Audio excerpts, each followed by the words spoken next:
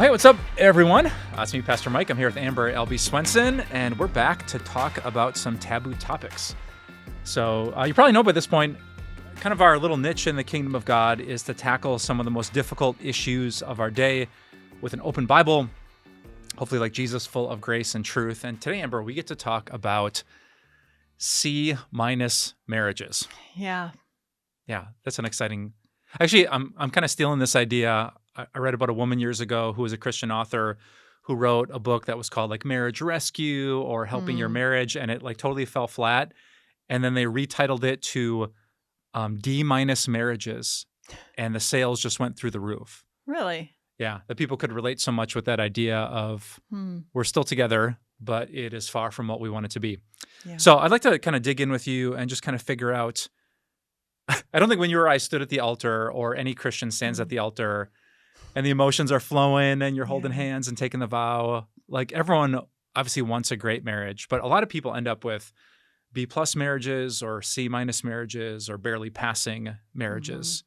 So I really kind of want to explore with you, like, how does a couple get there? How does a Christian couple end up there?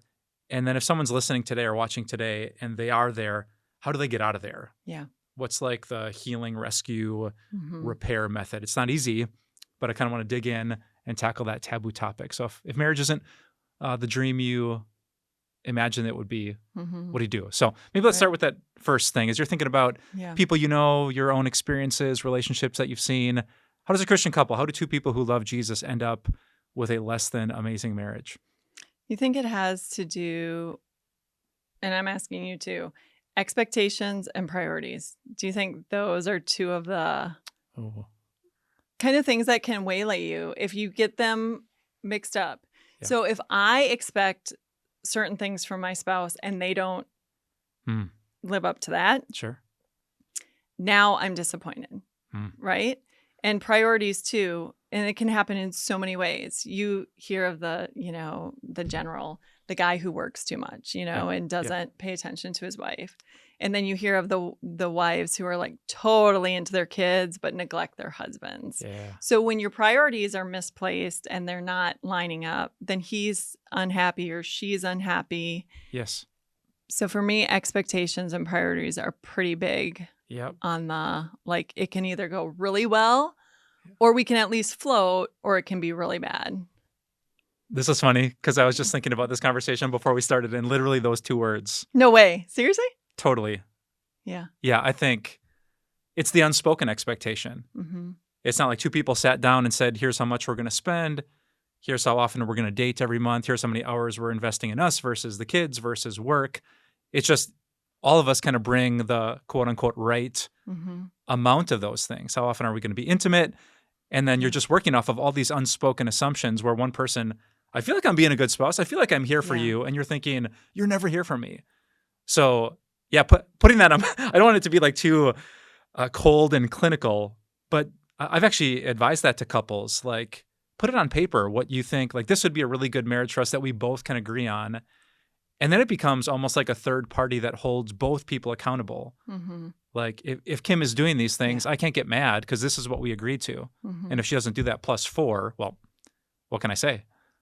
So yeah, I think sitting down, having mutually agreed upon expectations and then prioritizing your life so you can reach that is a huge, huge thing. And then recognizing that it's not always going to be. I mean, there are always times, there are seasons that you just got to throw the paper away. Sure. Because right now I think every marriage goes through survival, seasons where you're just like, okay, you either got the really cranky newborn or you've got aging parents or you've got the teenager who's going astray. And they're, as much as you have prioritized your spouse, at this point, this child needs all your attention from both of you. And right now the marriage is on hold a little bit. But if you've already been investing in your marriage, you can go through those seasons and you can maintain. Yep. As long as we'll get back to it. Yep. But if you haven't invested in your marriage, then you're kind of already dry. Yeah. Yeah, that's interesting. I'm thinking about like a school grade. If you were kind of at a B+ and you have a season that dips you 10 points, you're still an average marriage. But if you've been at a 75%, right, and then that hits, then it's when it feels like, I don't know if I can do this much longer. Personal question. Yeah. If you're comparing like the as you're thinking back on your own marriage, like the best chapter you've enjoyed and the hardest one you've been through? Mm-hmm. What do you think was different about your habits or your husband's habits between, the D- stage versus the strong A+ stage?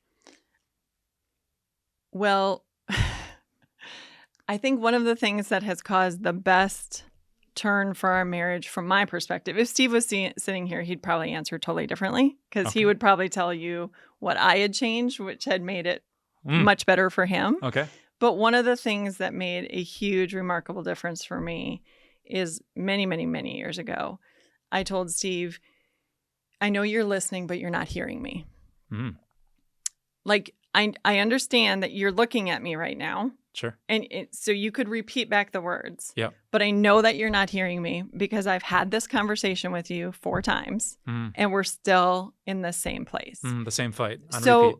So I know that you're not understanding what I'm saying. So either I have to use different words and really help you, or you need to tell me what about this you're not understanding.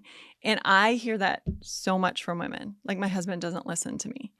And then it gets to be a naggy. Like, you're nagging because you're saying, no, I need help between 6 and 8. Like, when the kids are all need food and sports and whatever, like, you can say at the end of the day, yeah, that looked really hard. No. I wasn't looking for. You don't understand. When I'm saying between 6 and 8, I'm drowning. I know you heard that, but you're not comprehending what I'm saying. Because, so if I need to rephrase it. Blessed is the man who hears the words of his wife and obeys them. Or blessed is the man who hears them and interprets them.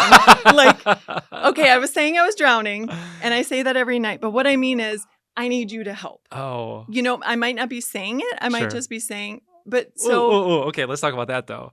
Because most guys. That's the point. We can't navigate the nuance and the hints. So what you just said, I'm just trying to think, if I'm Steve, like, I know I didn't say it, but what you should understand is, right. Do you think that's a gender difference where yes. a woman knows what she's feeling and she feels like she's saying it? Yes. But guys are just blunt and direct. Absolutely. And I need you to say, make dinner 2 times a week. Yeah. So, yes, I think so many women do what I just said. I'm drowning. That's what we say to our spouse. Sure. And we assume, our assumption is, if you hear that I'm drowning, you clearly are going to want to take something off my plate to help me. Because that's what we do for each other. Sure. So if I hear one of my friends say, I'm drowning, I'm like, well, what can I do? Or how can we alleviate this? Yeah. But when your husband hears it, he doesn't necessarily hear, oh, you want me to do the dishes. He heard emotion, not action. Yes. And so we're not always as accurate with our words as we could be. Interesting. And we need to understand that a man cannot read our mind or our intentions. Yes. We need to absolutely spell it out. Wow. A to B to C to D. This is good. I like that. I've never thought about it that way, but that's super helpful. That you're trying to communicate and you want to love each other, but what's the number one flaw of communication is the assumption that it actually happened. So I can see that being maybe a bit of a stereotype, but a woman thinking she's communicating action, but she's really communicating emotion. Absolutely. And a man who didn't hear do A, and so he thought, I don't have to do anything. Right. When the emotion should lead him to say, how can I help? Right. Or what if I do this? Right. That's interesting. Absolutely. Yeah, I think that a lot of women feel unheard by their husbands, and I don't think it's because their husbands don't want to listen. Sure. I think it's probably a lack of our accurate communication. Yeah. And what does that mean from the man, Sure. Yeah, there's that old Lutheran question, what does this mean? And I feel like we should ask that more as we're communicating with each other. Wow. It would probably save a lot of fights. Yeah. I'd encourage people who are listening, whenever I think we talk about husbands and wives, it's easy to maybe use what you and I say as a defense mechanism instead of, this is the point where you got to be humble, where if you're a man listening, you shouldn't listen to this part of the podcast and say, well, see, she should communicate more clearly with me. Right. You should be hearing, no, this is your chance to be humble and serve and ask those questions when you hear an emotion. So maybe emotion is like that first domino when she's happy or frustrated. Like, dig into that and get to that point where you can ask her a direct question. Like, so I hear you saying that, are you saying that you want me to do A? And I bet she'll tell you if she wants A or if she wants. Or even say, what can I do? Okay, I'm hearing you. Yeah. But what can I do? And it's also a time for women to be humble and to finally maybe admit, wait, I'm just complaining. I'm not asking him to do anything. Sure. So why did I expect him? That goes back to expectations. Sure. Yeah. If I complain, I expect you to do something different. Yeah. Wait a minute. Did you ask me to do something different? Did you spell it out? Did you? Wow. How can we communicate?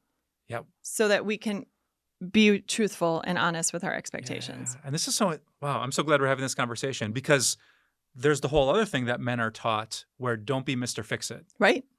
Let her feel her feelings without saying, well, here's solution 1, 2, and 3. Mm-hmm. So this is really nuanced, where it's like, okay, am I just supposed to listen and say that sounds hard? Am I supposed to follow up and figure out what to do? Ask the question. What would you like me to do? That's good. And if she says, nothing, I'm just telling you. Sure. Okay. Yeah. But honey, it seems like you've told me 4 or 5 times now that you're really busy in between these hours. Is there something I can do? Yeah. Yeah.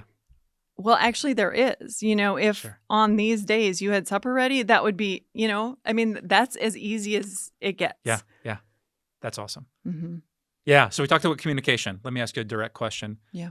When you see friends' marriages who are struggling, is the stereotype true that women often choose to put their children before their husband because that's actually easier for them? You know what I'm saying by that? I was saying when you're the authority over your kids, I think it's easier to invest in that relationship because you have more control. When you're equals in a marriage, there's more give and take to that. Mm-hmm. And I think the same is true with a lot of guys in work. It's a stereotype too. Yeah.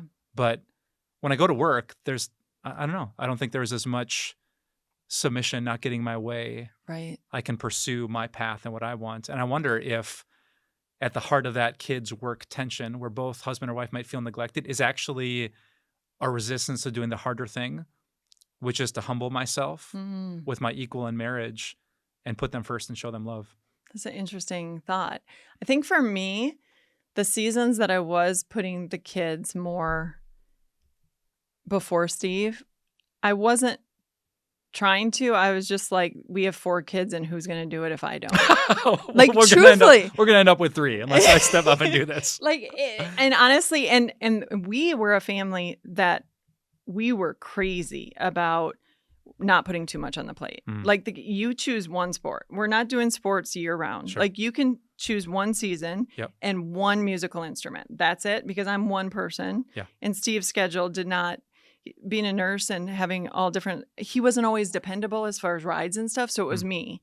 And so I was very we're not going to fill up our plates. We're not going to, but still, there were certain years, school years, when no one was driving, that it was just, this is life. Yeah, sure. This is life. And Steve really was the type of parent who was like, I get it. This is a busy basketball season because 3 of our kids chose to do basketball and they're on 3 different teams. Yeah. And so he was like, I get it, Amber. I know. And again, that comes back to that season, right? Yeah. That's good. So we knew that it wasn't going to last forever. But so for me, I wasn't trying to neglect Steve necessarily, or even, it was just we have 4 kids and this is where we're at. And I don't know how else to do it. Sure. And even doing, we did the carpool, so I wasn't going every. Yeah. But it was just, there's just so much, Yeah, that's true. Do you think that was where we started with mutual expectations? I can understand when you're in a season where both of you decide, okay, I wish I could take you on a date every week. It's just too wild right now. But what's reasonable for this stage of life versus a one-sided decision where I've committed the kids to A, B, and C, and you feel neglected, but I've made that choice for us. I heard you use the plural, we a lot, which sounded really healthy to me. That, and the fact that too, I don't think you can I still think even in the busy seasons, you can find ways to not neglect your spouse. I think you have to be creative about it, but I think it's too important to not.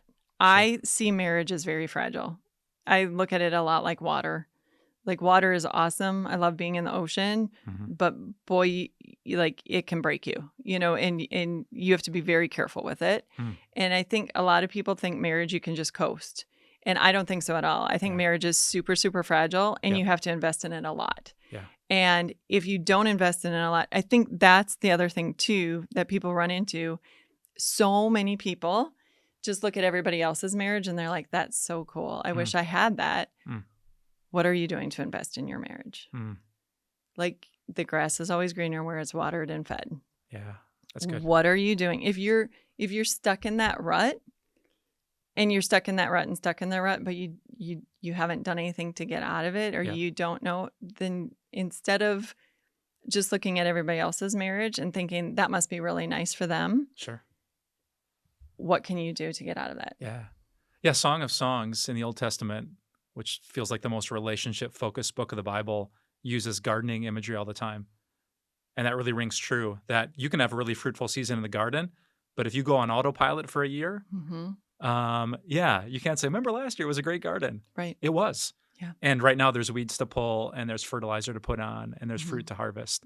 So I kind of see marriage that way, that, every year is a fresh season, that you really have to talk it through and do the hard work. Because if you go on autopilot, like this is the kid season or this is the work season, like, what do you think is going to happen to the marriage? Yep. So those constant conversations where you're coming back to the mutually agreed upon expectations seem huge to me. What about when people are stuck in the rut? What have you noticed through your counseling and stuff? The marriages that get really, like, people have just kind of given up. Like, he's never going to change. And we always miscommunicate. And do you see anything that people can do? Because someone might be listening right now and go, okay, so you said we have to do something to get out of this rut. Sure. So what are first steps? Oh. Is that making you uncomfortable? Or? No, I'm thinking about, sometimes I think my answers are right, but the way I say them is wrong. So I'm a little worried about that. Biblically, I think you have to start with your own repentance. I think the step we often skip is the deeply grievous sin that we commit against our spouse that we somehow justify or minimize.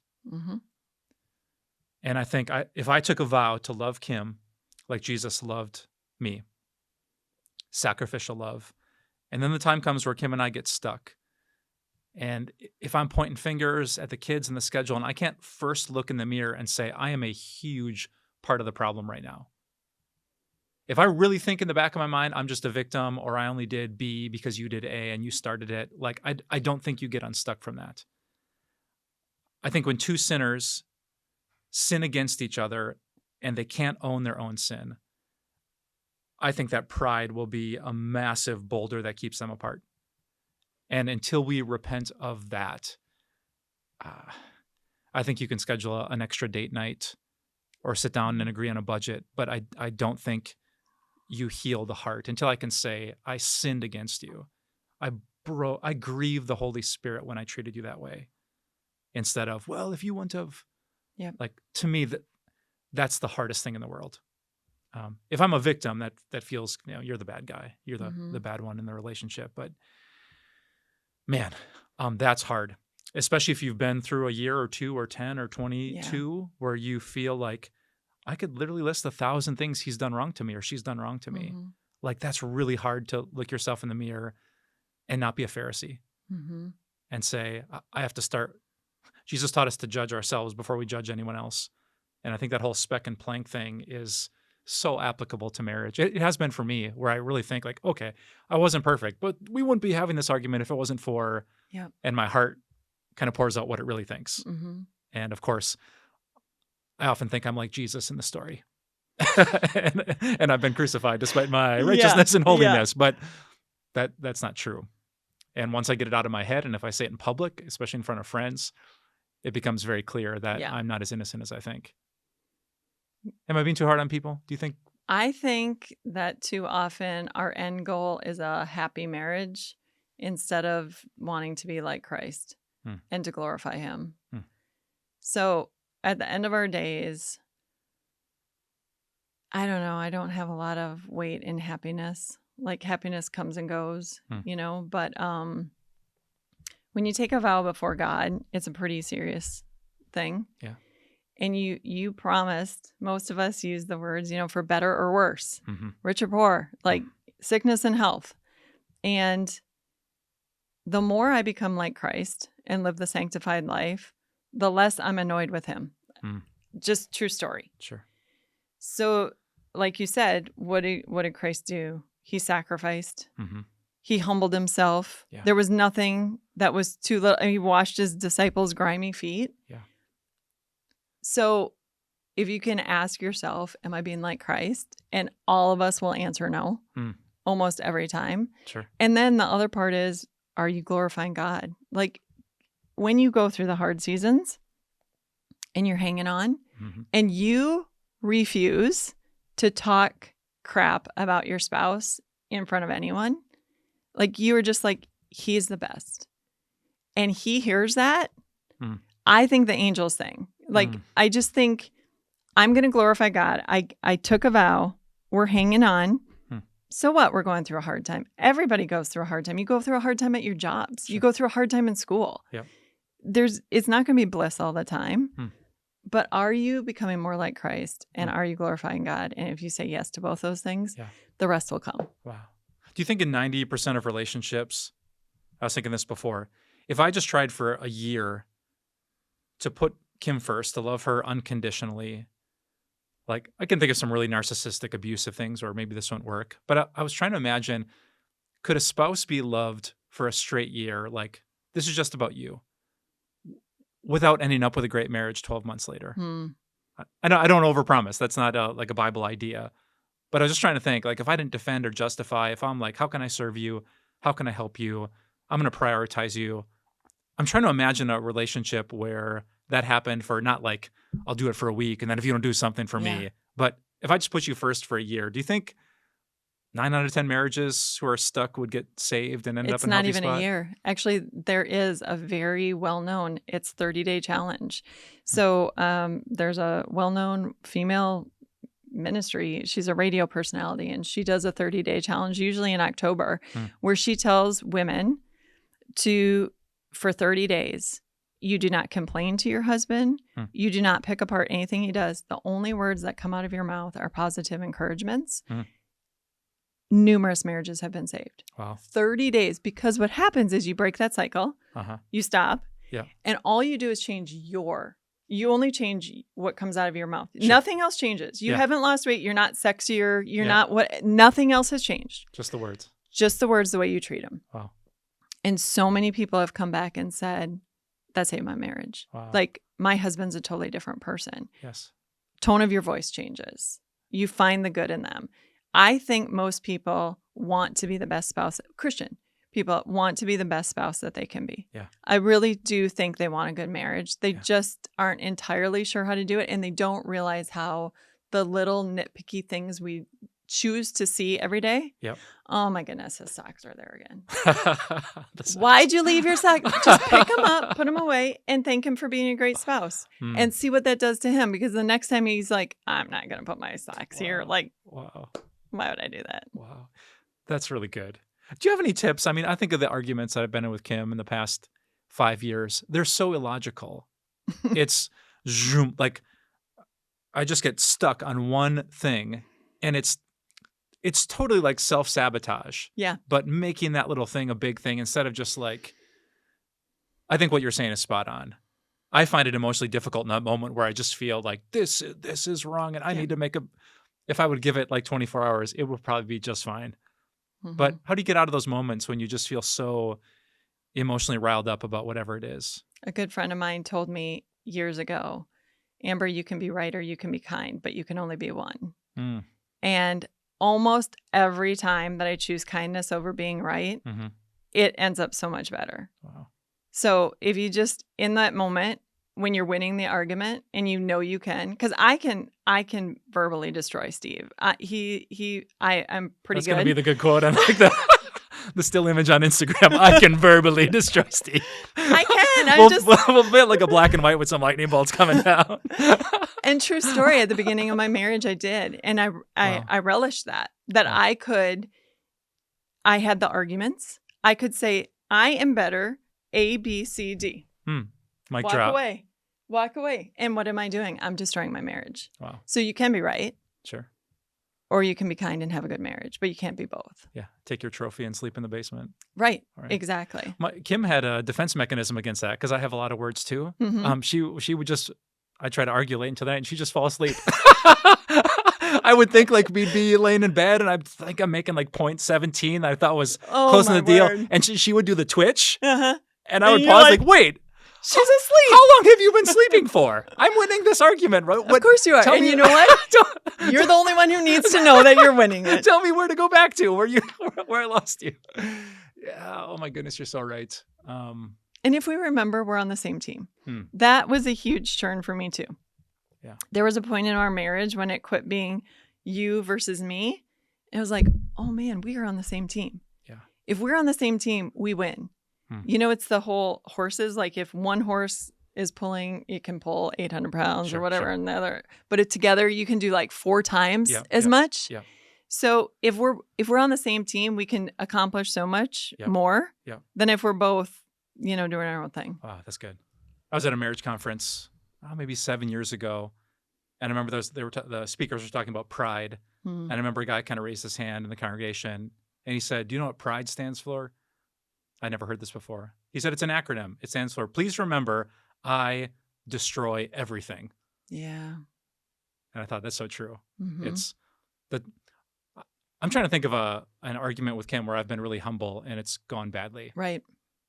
I can think of times I've been very proud where, it didn't fix it. Apparently, she just didn't need me to tell her what she was doing wrong and why I'm working harder in this marriage. We're in a good spot, by the way, but I think we're in the worst of over 20-some years. For sure. Yeah, so we're saying, just do a quick review of what we've covered. Expectations. So getting on the same page, verbalizing what you expect, having mutually agreed upon expectations. Communication. Sometimes there's a difference between emotion that you think communicates action and maybe a guy who just needs action to be communicated directly or needs to explore emotion. We talked about priorities, that there's seasons when things get busy, but you just got to talk those through so you don't have different priorities and feel neglected. And we talked about the role of pride and humility, unconditional love. And those are, I think, some of the biggest things to increase the grade in a marriage. Are there things we're missing? Just to recap what you said, the humility. I mean, when the marriage is stuck in something, the humility of starting with you versus starting with them. Yes. I've brought it up before when we've talked, but the whole Gary Chapman, like when he does his marriage counseling and he has people talk about what the spouse is doing wrong in the marriage, and they cannot come up with like pages. And then they say, now turn over the page and what are you doing? And they're like 1, 2 things. And it's like, okay, start with you. Yeah. Just start with those 3 things. If that's all you think you're doing wrong, I don't start agree there. with your list, but let's start there anyway. Yeah. All right. Since this is a podcast about taboo questions, I've sometimes seen the tension with physical intimacy as, is it the thing you do that helps restore the marriage, or is it the thing you wait for until the marriage is restored? Yes. Sometimes Both. when there's a difference with desire, for one person, that might be the source of their pain. Like, I'm never going to be happy unless this changes. And for another person, is like, well, I'm never going to be into that until you change A, B, and C. So when a couple has, let's say, different desires for physical intimacy, how do you get unstuck when, for one person, it's the first domino, and the other person, it's the 10th?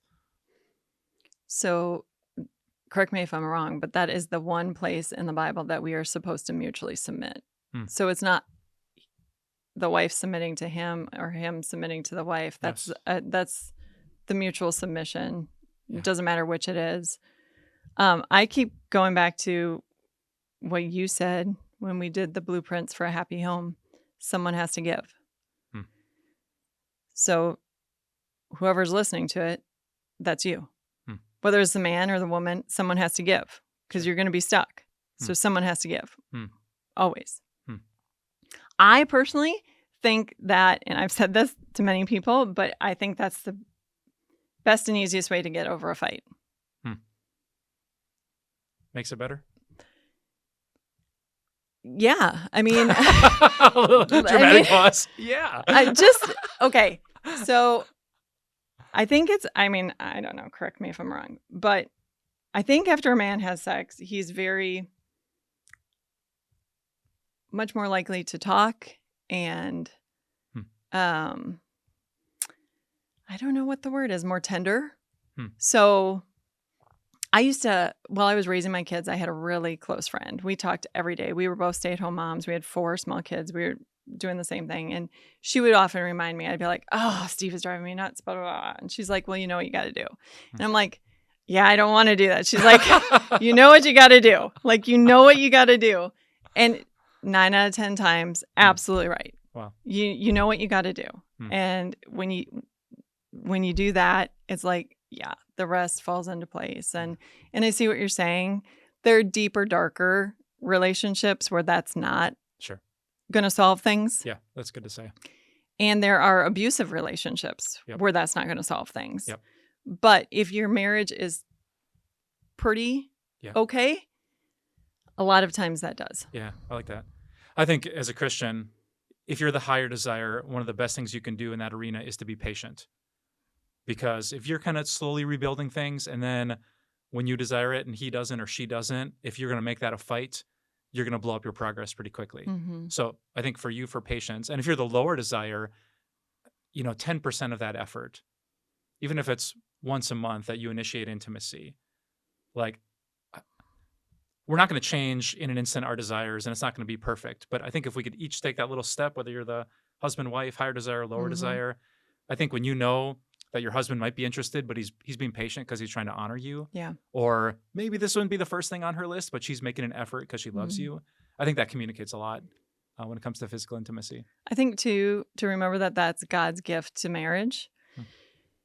And I think that you should both do whatever you can to make it enjoyable. So the person with less of a desire, like, what is the drawback? I mean, what is it is it because you're tired? And so, okay, what would make it more enjoyable? Well, maybe if you went to bed earlier or, like, just the whole, again, it's the communication. Yeah, I was thinking communication and priorities. Like, if I'm going to make this a priority, if I exercise before I take a shower, before I go to bed, and he's waiting and then he gets mad or whatever, okay, well, maybe exercise in the morning. Sure. I mean, just to make it more enjoyable for both of you so it's on the calendar. Yeah, to talk that through. Yeah. I think that's good. No one told me that before I got married. No one will. you can talk about sex. Yeah. And I think that's really healthy. There's so many expectations we bring in because of media, for some people because of pornography, right? Because of whatever. So to be able to talk about that and I think work through some of these little hiccups or barriers that get in the way is really powerful. And again, coming back to the men do not, you have to be very black and white, in terms of if he's waiting in bed and you didn't know that he was waiting in bed and you're on the elliptical and, and it's like, the tension is growing. Yeah, exactly. And then anger. And then, instead of that's good. Come and talk to me and tell me, what you're thinking. Yeah, that's good. We've touched on it a bit, but maybe one last thing I wanted to bring up today is the power of communication within community. You just told the story about your friend who said 9 times out of 10 she was right when she communicates. We have a small group that I'm leading, and it's 6 separate couples, and we talk really openly about marriage. And it's amazing to me how healing when you just say, wow, Kim and I had a really rough week. Here's what happened. And you see someone elbow their spouse, and you're like, oh wait, most people have been through this. For sure. And then people are talking over snacks. And it's just, I think it sometimes takes the air out of the balloon of tension and frustration. Like, oh, this is totally normal for people who love God. And they've been there and they got through it and we're going to get through it. But I wonder if couples are embarrassed about their flaws and their fights, if they fake it and put on a filter, like they end up bearing more burden than they have to. Yeah. Have you seen just the power of honest conversation, community? Yeah, I think what you said is so rich. We've been in a life group for 18 years and we've done life together, and you're absolutely, I mean, we laugh and cry together, right? And we can joke over the funny things and we can, cry over but yeah, you're right. I think the truth is, and maybe the taboo subject is, we all struggle. We're not all A+ marriages all the time. Sure. It can change from week to week, and to be open, and also, I mean, to ask for prayers. With my friends, we often do. Yeah. I am struggling, or me talking to my friend and saying, we're not getting along, and her being encouraging. Then, like, Amber, try this or whatever. I think you have to. I think that's huge. Yeah, yeah. Do you think? I've never thought this through, so you're the first person to hear this question that pops into my brain. That's dangerous. Do you think, I don't want to say you need, but is it best if it happens in a group of both husbands and wives? I can picture guys being guys. Yeah. And if I said something and maybe I'm leaning too much because Kim's not there. So I'm telling my kind of filtered side of the story. And now suddenly we're all victims, or women who our husbands are all lazy and they never do anything. Like I can see that happening. I think that does happen a lot. But when I'm at my life group and there's 6 women in the room, including my wife, I can't BS anyone. It's a more balanced approach, isn't it? It really is. And it keeps me in check. And I'm really grateful for that we have a mixed group. I know sometimes there's times to confide in the guys or for women to confide in a woman. But do you think that there's really like accountability and healing power in a mixed gender kind of situation? I have told my kids that is the most important thing that Steve and I did for our marriage is be in a Bible study group that meets once a month with other couples. Yeah. I did women's Bible studies. I go off and I'm with the girls. I hang out with my friends. He does his own thing. That's good. Yeah. There's places for that, but absolutely what you just said. Yeah. Being with couples, and we're the youngest couple in this group. Okay. We have gleaned all the wisdom from what these guys have gone through. They've all gone through kids leaving home, being married, blah, blah, blah. And man, I mean, like we have gotten so much out of this. Yeah, that's awesome. Kim and I are the oldest couple in our group. Yeah, the other day we noticed like the young newlyweds. I just did their wedding a couple months ago. They were talking to our 16-year-old daughter, Brooklyn, and Kim was saying, wow, isn't it amazing how they connect with Brooklyn? I'm like, Kim. They're closer in age. They're so much closer in age. Like that couple is closer to their birth than they are to... That's hilarious. Yeah, that's last thing I want to say about that is we have a rule in our life group where we talk about ourselves first before other people. So I think in those situations, especially if things are tense, if I come out hot against Kim and all the wrongs that she's done, I think that goes wrong pretty quickly. But if I can say, hey, Kim and I had a rough week, and here's what I said that I regret, and just let Kim make her own confession, I feel like that's maybe a little bit of that humility we talked about. So yeah, if you're listening, don't think I'm just going to drop bombs on my spouse in public and think it's going to work better.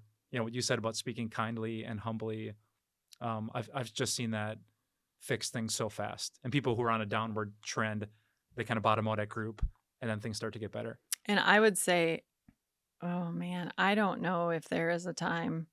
I think there's a time to talk about your spouse with a good friend who you can bleed with, you know, like I am bleeding and this is a wound. Yep.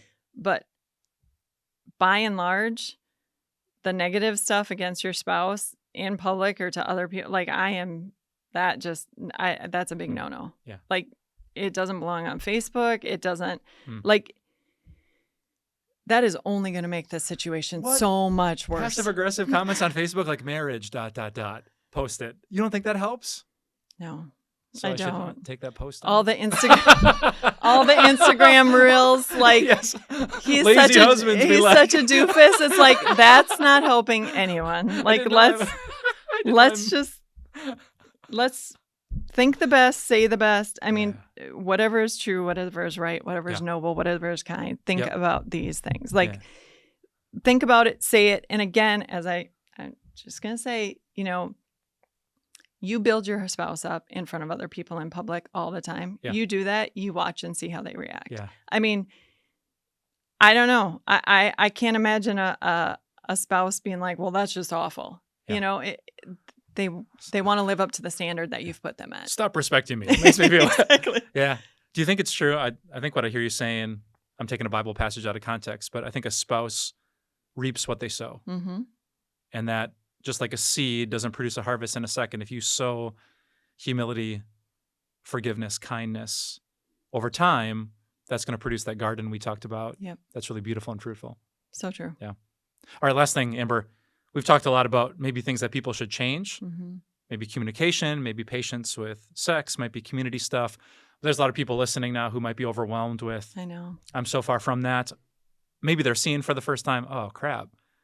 I'm more responsible for this than I thought I was. If you're sitting across the table from someone who is just feeling about this big because of their behavior in marriage, as you think about the gospel, what would you want to say to them? Ooh, God's grace is always there to meet you. And I would say it's never too late to like speak into your marriage, build into your marriage, invest in your marriage. And I'm a firm believer in you never give up on your spouse. Like you pray them through. Yeah. So whatever it is that is driving you absolutely crazy, you pray them through. Yeah, that's good. Keep going to God about it. Keep way more than you talk to them about it. Yeah. Pray them through. Never give up on your spouse. Yeah. I think about the book of Ephesians. I was just in Ephesus a couple months ago, and what a relationally dysfunctional culture the Greeks had. You know, prostitution and affairs and sleeping with servants. But to know that even though Paul had to correct a lot of that when he writes to the Ephesians or the Corinthians, he spoke such gospel words to them. You know, husbands, love your wives as Christ loved the church and gave himself up for her to make her holy, cleansing her by the washing with water through the word, and to present her to himself as a radiant church without whole stain or wrinkle or any other blemish, but holy and blameless. I would just want to say that to people. Like, you might have a lot of things to change in your marriage, but the amazing thing about having a Christian marriage is that you have Jesus Christ. Yes. And if it was impatient words or impatience with sex or trashing your spouse online, like there's a cross where your Savior bled to make sure God wouldn't hold that against you. And I think Amber and I, if you're listening, if you're watching, we would want you to go in peace and know that your sins are forgiven, that God is for you, that God wants to help you. He's not saying, get this right today, or here comes the hammer of judgment. He's a good father who wants to help heal maybe what sin is broken. So let's get Jesus right in the middle of it. Yep. Not just with his power to change things, but with the way he already did change things through the cross. Yeah, I think I want to start there and see what God does with it. Wow. Yep. Man, a heavy conversation, but I think what we're trying to get to are the beautiful marriages. You and I have experienced chapters of that. I feel like I'm there right now, and it's so good. Marriage is fun. It's really fun when it's supposed to be. When it's going well. It's one of God's greatest gifts. So, yeah, a lot of heavy wisdom for us to process today, but I hope it's helpful to a lot of people who are listening. Agree. Awesome. Well, hey, everyone. Thanks for tuning in to another Taboo conversation. As always, you can check out timeofgrace.org for the book Taboo, for some specific videos on sex, marriage, forgiveness, submission, all these kind of things that we talked about today. We hope you're blessed, and we'll talk to you next time.